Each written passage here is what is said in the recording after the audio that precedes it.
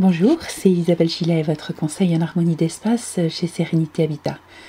Aujourd'hui, j'aimerais vous parler de mon prochain ouvrage à paraître à la rentrée 2015 et vous en lire un petit extrait. Donc, cet ouvrage s'intitule « Créer l'harmonie au cœur de votre vie ». Au-delà des artifices déco que certains se plaisent à lui prêter, le Feng Shui est une discipline puissante, nous permettant de travailler sur les points de blocage actuels de notre vie. Partant du principe du lien étroit existant entre nous et notre environnement, de notre interaction permanente, nos espaces de vie et de travail deviennent ainsi des champs d'action privilégiés pour faire évoluer favorablement notre situation, quel que soit le domaine concerné. Pour cela, il s'agit de travailler en parallèle sur certaines pièces et zones de l'habitat selon la sectorisation cardinale réalisée pour voir un impact concret survenir.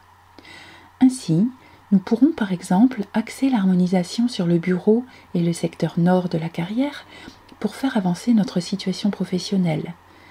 De même, la réponse à une problématique amoureuse peut être apportée en regardant de plus près l'aménagement de notre chambre et celle du secteur sud-ouest des relations dans notre habitat. Ou encore une analyse de la cuisine, de la salle de bain et de la zone est pourront impacter notre santé, au-delà bien évidemment de toute autre considération à prendre en compte, le mode d'alimentation, la pratique sportive, le terrain physiologique, etc. Assurément, le Feng Shui devrait être considéré d'intérêt public, tant il peut nous apporter de soutien au quotidien.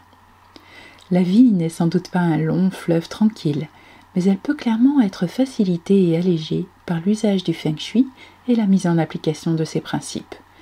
Placer le Feng Shui au cœur de notre vie nous rend en vérité d'immenses services. C'était donc un extrait du livre « Créer l'harmonie au cœur de votre vie » à paraître à la rentrée 2015. Je vous dis à bientôt pour de nouveaux conseils, nouveaux podcasts YouTube. Au revoir.